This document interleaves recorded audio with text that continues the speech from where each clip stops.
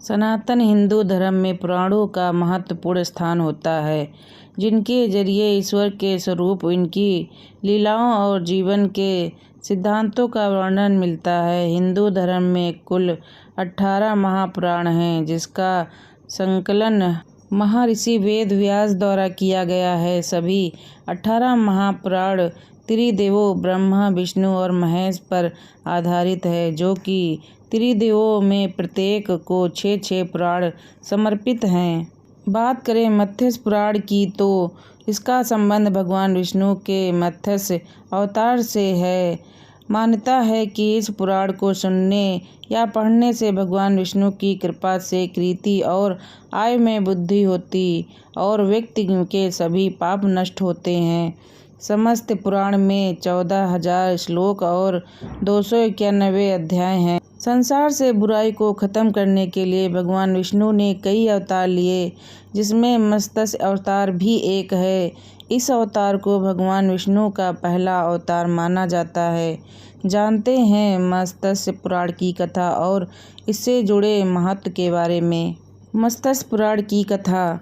एक बार मनु महाराज कृतमाला नदी में स्नान करने लगे। वे संध्या वंदन करते हुए सूर्य को अर्घ्य दे रहे थे। तभी उनके हाथ में एक छोटी सी मछली आ गई।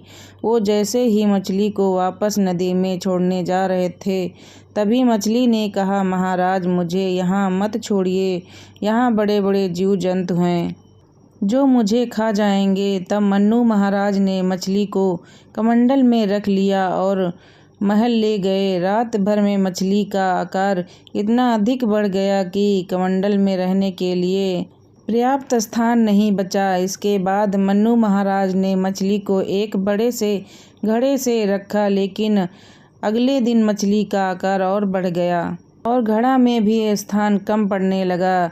तब महाराज ने उसे तालाब में छोड़ दिया, लेकिन मछली इतनी बड़ी हो गई कि तालाब भी कम पड़ गया। अंत में मन्नू महाराज ने मछली को गंगा जी में छोड़ दिया, जिससे वह समुद्र में चली गई। समुद्र में भी मछली का आकार निरंतर बढ़ रहा था। आखिरकार मन्नू महाराज ने कहा, प्रभु, मत्स्य रूप में हमें मोहित करने वाले आप कोई साधारण व्यक्ति तो नहीं हो सकते। आप तो सर्वशक्तिमान, सर्वव्यापी भगवान विष्णु ही हैं।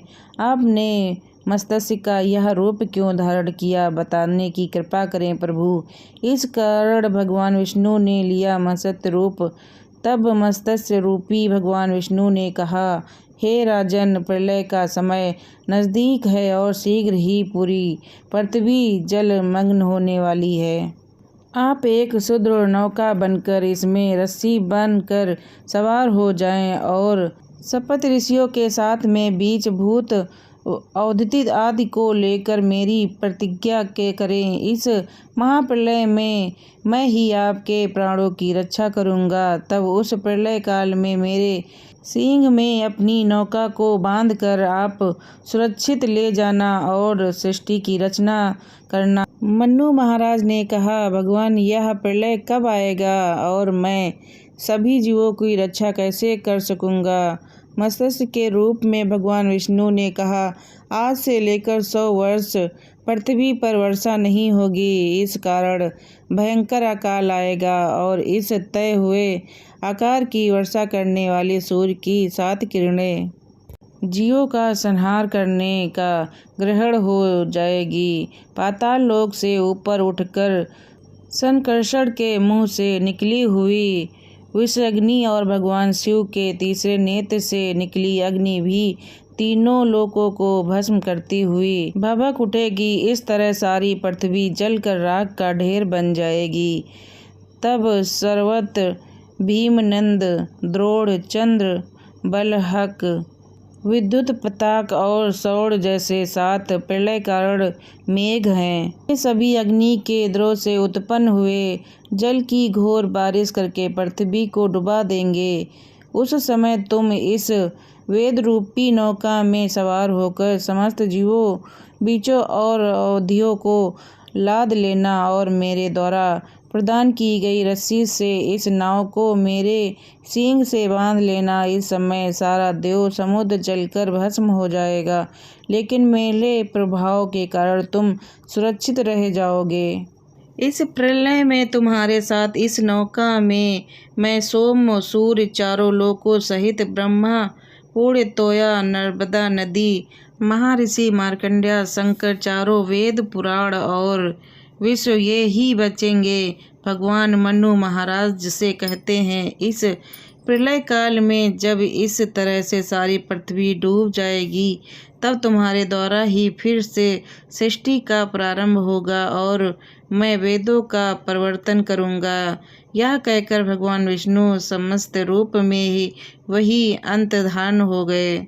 जब आया प्रलय का समय, इसके बाद भगवान के कहे अनुसार बड़ी सी नौका तैयार की और इसमें बीजों तथा औषधियों का स्थापित किया गया। संत ऋषियों की सहायता से उसे महासागर ले जाया गया। सृष्टि में प्रलय प्रारंभ हो चुका था और धीरे धीरे चारों ओर जल ही जल हो गया। मनु महाराज भगवान के रूप पर ध्यान करने लगे और भगवान विष्णु मत्स्य रूप धारण कर प्रकट हो गए। इनके मस्तक पर 2 सींग थे। राजा ने सींग में रस्सी के द्वारा नौका बांधी।